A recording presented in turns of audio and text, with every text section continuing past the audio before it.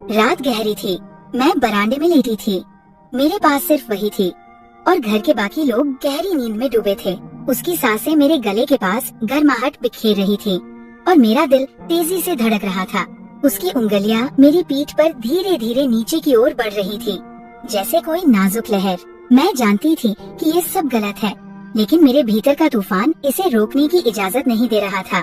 मासी, उसने धीमी फुसफुसाती आवाज में कहा। मैंने आंखें बंद रखी, चुप रही। उस पल मैं कोई मासी नहीं थी, मैं बस एक औरत थी जो उस स्पर्श की गहराई में डूब रही थी। ये कहानी उस रात की है जिसने मुझे हमेशा के लिए बदल कर रख दिया। मेरा नाम रीमा है, उम्र 35 साल। मैं एक विज्ञापन एजेंसी में काम करती हूँ। मेरे पति की मृत्यु को 3 साल हो गए कैंसर की वजह से। मेरे कोई बच्चे नहीं हैं। मेरे पास बस ये खालीपन है और एक छोटा सा फ्लैट जहाँ मैं अकेली रहती हूँ। मेरा जीवन ऐसा ही है। सुबह उठती हूँ, ऑफिस जाती हूँ, शाम को लौटकर टीवी देखती हूँ, रात को सो जाती हूँ। हफ्ता के अंत में कभी कभी दादा के घर जाती हूँ। दादा, दादी और उनका बेटा मानव। मानव मेरा भतीजा है, अभी 20 साल का हुआ है, कॉलेज में पढ़ता है, लंबा चौड़ा और उसकी आंखें बड़ी बड़ी है। बचपन में मैंने उसे गोद में खिलाया, चांद की कहानियाँ सुनाई। अब देखती हूँ वह एक पुरुष बन गया है। क्या इंसान अजीब नहीं है जिसे मैंने अपने बच्चे की तरह पाला। आज उसे देखकर कुछ और ही महसूस करती हूँ। क्या ये सामान्य है? मैं नहीं जानती, नहीं जानना चाहती हूँ। उस शुक्रवार की शाम को मैं दादा के घर गई। दादा और दादी किसी शादी में गए थे, रविवार को लौटने वाले थे। मानव ने कहा, मासी तुम आज यही रुक जाओ ना, अकेलापन लग रहा है। मैंने हंसकर कहा, तू तो अब बड़ा हो गया है, मेरे साथ वक्त क्यों बिताना चाहता है? उसने कहा, बड़ा होने का मतलब ये थोड़े है कि मासी के साथ वक्त नहीं बिता सकता। उसकी आवाज इतनी नरम थी कि मेरे सीने में एक कंपन सा हुआ। मैंने कहा, ठीक है, रुक जाऊंगी। शाम बातों में बीत गई। रात का खाना खाने के बाद हम टीवी देख रहे थे। मानव मेरे पास बैठा था। अचानक बिजली चली गई। पूरे इलाके में लोड शेडिंग। मासी, बरामदे में चलो, वहाँ हवा मिलेगी। उसने कहा। बरामदे में 2 कुर्सियाँ बिछाई। हम बैठकर बातें करने लगे। रात की हवा चल रही थी। मानव मेरे पास वाली कुर्सी पर था। अचानक मेरी नजर उसके गले पर गई।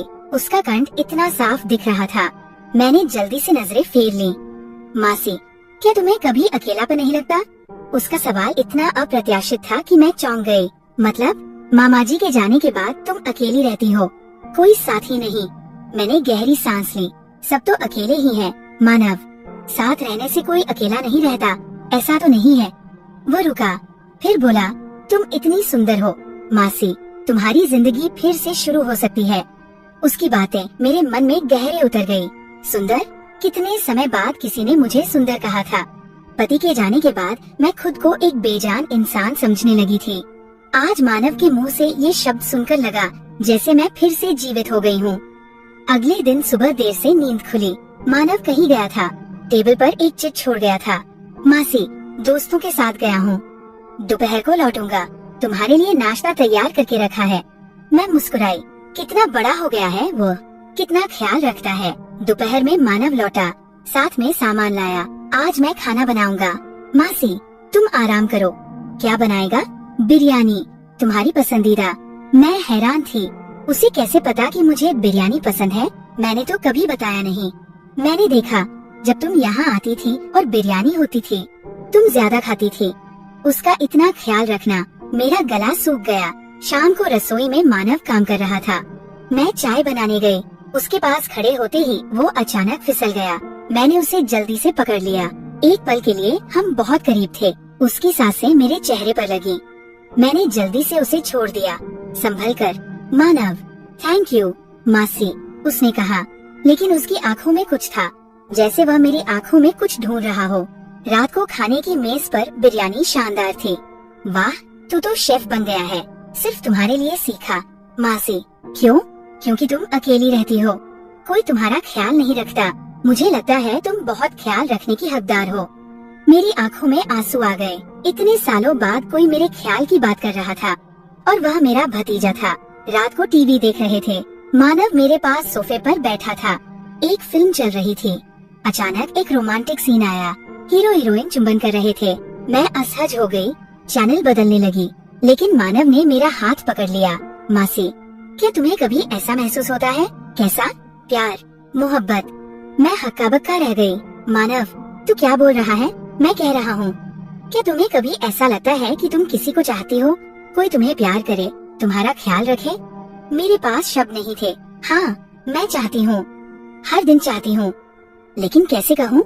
मैंने फुसफुसाकर कहा, हाँ चाहती हूँ। तो फिर तुम अकेली क्यों रहती हो? क्योंकि हर कोई मुझे चाहेगा, ये जरूरी तो नहीं। मानव ने मेरा हाथ नहीं छोड़ा। तुम गलत कह रही हो मासी, तुम बहुत सुंदर हो, बहुत आकर्षक। मैंने उसकी ओर देखा। उसकी आंखों में ऐसी तीव्रता थी कि मेरी सांसें रुक गईं। रात को बिस्तर पर लेटकर भी नींद नहीं आई। मानव की बातें बार बार याद आ रही थी। उसने मुझे सुंदर कहा, आकर्षक कहा, लेकिन क्या ये सामान्य है? एक भतीजे का अपनी मासी की तारीफ करना? क्या मैं गलत सोच रही हूँ, या सचमुच मानव के व्यवहार में कुछ असामान्य है? मुझे खुद पर शर्मिंदगी महसूस हो रही थी। जिस लड़के को मैंने गोद में पाला, उसके बारे में ऐसा सोचना क्या पाप नहीं है? लेकिन मेरे शरीर में जो अनुभूति हो रही थी, उसे मैं नकार नहीं सकती थी। मानव के स्पर्श, उसकी बातों, उसकी नजरों में मुझे एक अजीब सी सिहरन महसूस हो रही थी। क्या मैं बहुत अकेली हो गई हूँ? इतनी अकेली कि अपने भतीजे में भी प्रेमी ढूंढ रही हूँ। भोर में मैं बरामदे में गई हवा लेने।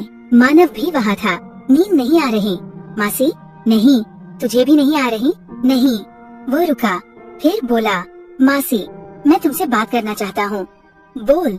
मैं तुम्हें बहुत पसंद करता हूँ। मेरा दिल धड़क उठा। मतलब? जब तुम यहाँ आती हो मुझे बहुत अच्छा लगता है, जब तुम नहीं होती मुझे खाली खाली लगता है। मानव, मैं तेरी मासी हूँ, मुझे पता है, लेकिन जब मैं तुम्हें देखता हूँ मुझे मासी नहीं लगती। मुझे लगता है तुम एक सुंदर औरत हो। मैं ठिठक गई। वो क्या कह रहा है? क्या ये संभव है? मानव, तू समझ रहा है ना? तू क्या बोल रहा है? हाँ, समझ रहा हूँ। मैं पागल हो गया हूँ। मुझे पता है ये गलत है, लेकिन मैं खुद को रोक नहीं पा रहा। उसकी आंखों में आंसू थे। मैंने उसका सिर सहलाया। मानव, तू क्या बोल रहा है? मासी, मैं तुमसे प्यार करता हूँ। ये सुनकर मेरी दुनिया उलट गई। मुझे नहीं पता था कि क्या करूँ, क्या कहूँ। मानव, मैं जानती हूँ तुम मुझे डांटेगी, लेकिन मैं झूठ नहीं बोल सकता। मैं तुमसे प्यार करता हूँ। मैं कांप रही थी। ये सच नहीं हो सकता, लेकिन उसकी आंखों को देखकर समझ आया कि वो झूठ नहीं बोल रहा। मानव, तू समझ रहा है ना? तू क्या कह रहा है? हाँ, समझ रहा हूँ। मैं तुमसे पति पत्नी की तरह प्यार करता हूँ। मेरे पैरों तले जमीन खिसक गई। मैं कुर्सी पर बैठ गई। मानव, ये संभव नहीं। मैं तेरी मासी हूँ। लेकिन मासी, क्या तुम मुझे जरा भी पसंद नहीं करती?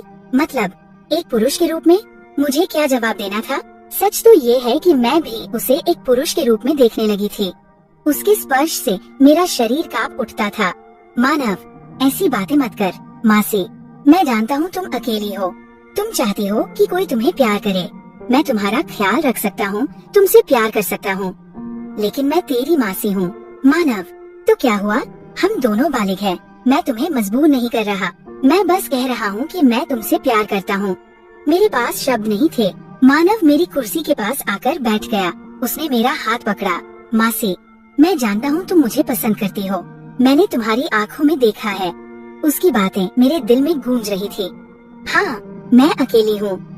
हाँ, मैं चाहती हूँ कि कोई मुझे प्यार करे, लेकिन क्या वो मेरा भतीजा हो सकता है? मासी, मैं तुम्हारे पास लेट सकता हूँ? मैं चौंक गई। क्या मैं तुम्हारे पास लेट सकता हूँ? बस लेटूंगा, कुछ नहीं करूँगा। मुझे लगा मैं सपना देख रही हूँ। मानव, तू पागल हो गया है। हाँ, तुम्हारे लिए पागल हो गया हूँ। वह और करीब आया। मैं पीछे हटी। मासी, डरो मत, मैं तुम्हारा कोई नुकसान नहीं करूँगा। मानव, ये गलत है, तो तुम मुझे क्यों नहीं रोक रही? मैं ठिठक गई। सचमुच मैं उसे क्यों नहीं रोक रही थी? क्या मेरे मन के किसी कोने में मैं यही चाहती थी? उस रात मैं कमरे में वापस नहीं गई, बरामदे में ही रही। मानव भी। हम दोनों लेट गए, कुछ बोले नहीं। रात और गहरी होती गई। मुझे लग रहा था कि मानव भी जाग रहा है। अचानक मैंने महसूस किया कि उसका हाथ मेरे कंधे पर आ गया। पहले लगा कि शायद नींद में, लेकिन उसकी उंगलियां मेरी पीठ पर धीरे धीरे नीचे सरकने लगी। मैंने सांस रोक ली।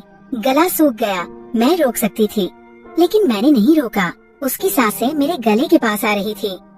मेरा दिल धड़क रहा था। मासी, उसने फुसफुसाया, मैंने कुछ नहीं कहा, आंखें बंद रखी। उसका हाथ मेरे बालों में आ गया। मुझे पता था ये गलत है, मुझे पता था ये पाप है, लेकिन मैंने उससे नहीं रोका। मैं तुमसे प्यार करता हूँ, उसने कहा। मेरी आँखों से आंसू बहने लगे। मुझे नहीं पता कि मैं दुख में रो रही थी, खुशी में या अपराध बोध में। उस रात मैं मासी नहीं थी, मैं एक ऐसी औरत थी जो अपनी अकेलेपन में खो गई थी। सुबह उठकर देखा तो मानव नहीं था। उसने एक चिट्ठी छोड़ी थी।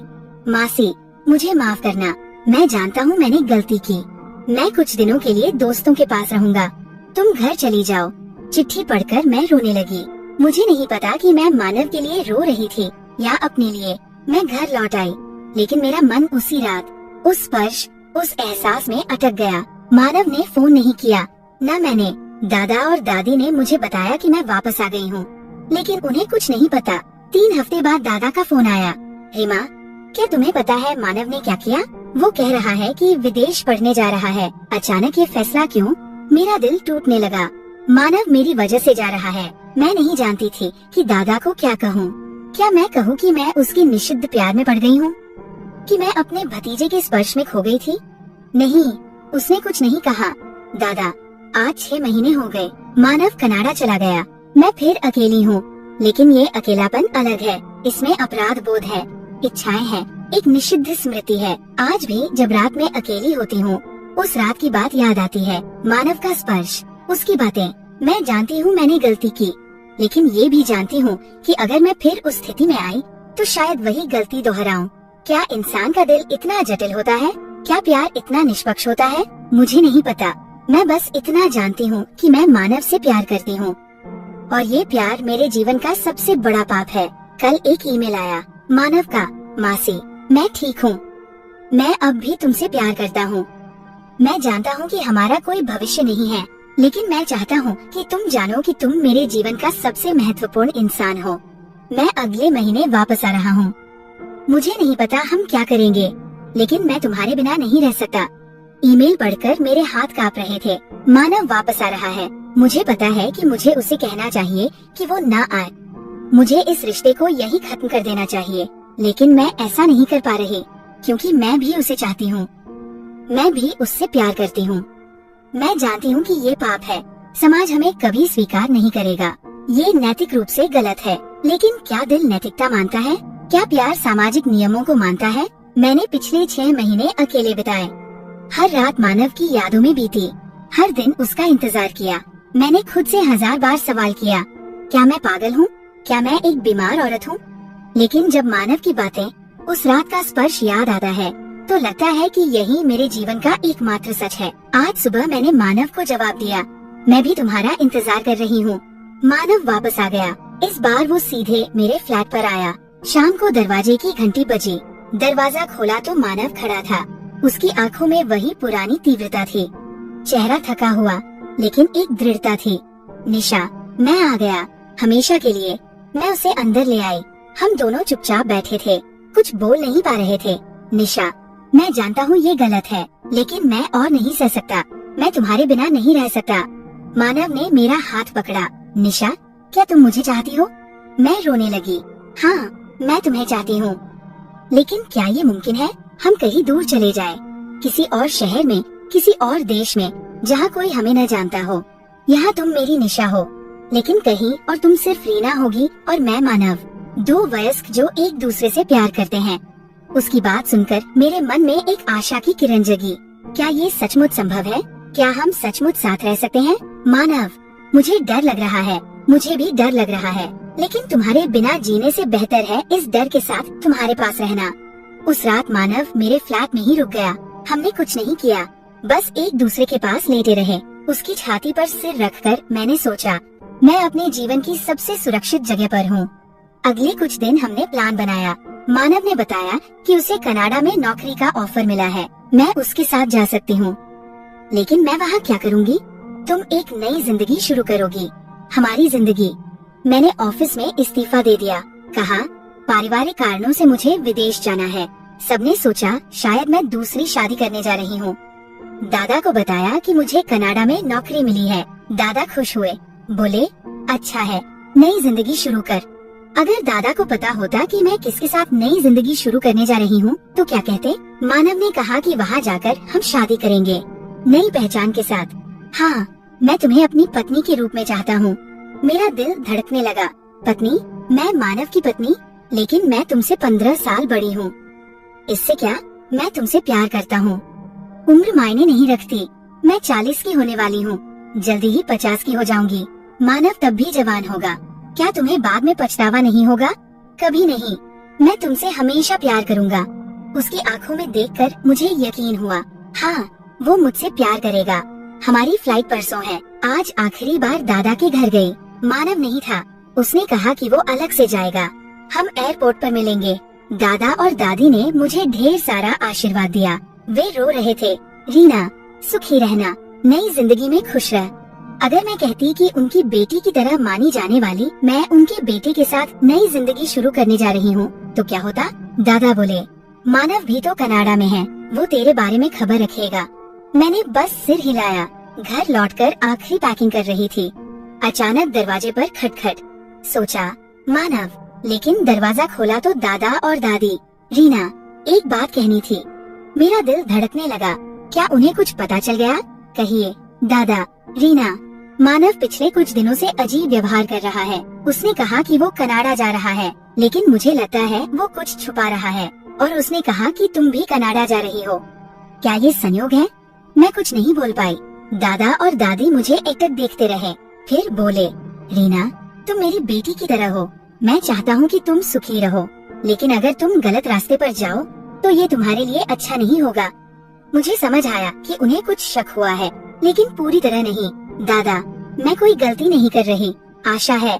रीना, वे चले गए। रात को मुझे नींद नहीं आई। दादा दादी की बातें बार बार याद आ रही थी। क्या उन्हें सचमुच कुछ शक हो गया है? एयरपोर्ट पहुंची। मानव से मुलाकात हुई।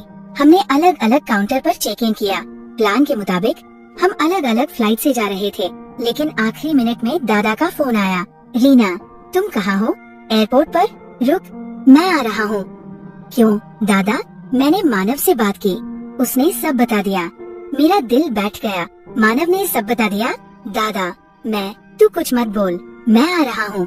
फोन कट गया। मैंने मानव की तरफ देखा। उसने समझा कि कुछ गड़बड़ है। क्या हुआ? मासी, तूने अपने पापा को सब बता दिया? मैंने कुछ नहीं बताया। फिर दादा ने क्यों कहा कि तूने सब बता दिया? आधे घंटे बाद दादा और दादी आए। उनका चेहरा गुस्से से तमतमाया हुआ था। रीमा, इधर आ। मैं और मानव उनके पास गए। दादा बोले, मानव, तूने मुझे सब बताया। अब मैं रीमा के मुंह से सुनना चाहता हूँ। मैंने मानव की तरफ देखा। उसने नजरें झुका ली। दादा, तू मेरे बेटे के साथ भागने जा रही थी? मैं कुछ नहीं बोल पाई। दादी रोने लगी। रीमा, तूने ये क्या किया? तू तो मेरी बेटी की तरह है और मानव तेरा भतीजा है। दादा, दादी, ये पाप है। रीमा, पाप। दादा बोले, रीमा, तू घर चल। और मानव, ये सब बकवास बंद कर।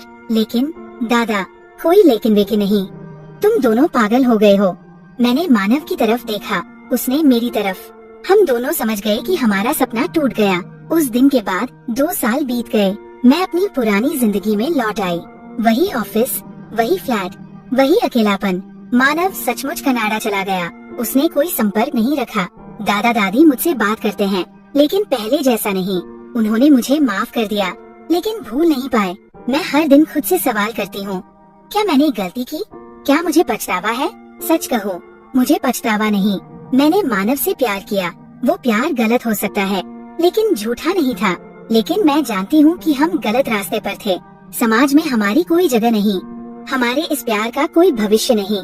आज सुबह एक ईमेल आया, मानव का, मासी, मैं शादी कर रहा हूँ। मैं जानता हूँ कि तुम खुश होगी। मैं तुम्हें कभी नहीं भूल सकता, लेकिन मैं नई जिंदगी शुरू करना चाहता हूँ। तुम भी कुछ नया करो। तुम खुश रहने की हकदार हो। ईमेल पढ़कर मैं नहीं रोई, मैं हंसी। मानव ने सही किया। वो अपनी जिंदगी में आगे बढ़ गया, लेकिन क्या मैं ऐसा कर पाऊंगी? मुझे नहीं पता। मैं बस इतना जानती हूँ कि वो रात मेरे जीवन की सबसे खूबसूरत याद है। वो निषिद्ध स्पर्श, वो निषिद्ध प्यार मेरे दिल में हमेशा रहेगा। लोग कहेंगे कि मैं पापिन हूँ, कहेंगे कि मैं नैतिक रूप से पतित हूँ। शायद वे सही है, लेकिन मैं जानती हूँ कि मैं एक औरत हूँ। एक अकेली औरत जिसने प्यार की तलाश की और उसे सबसे अप्रत्याशित जगह पर पाया। यही मेरी कहानी है, मेरे निषिद्ध प्यार की कहानी।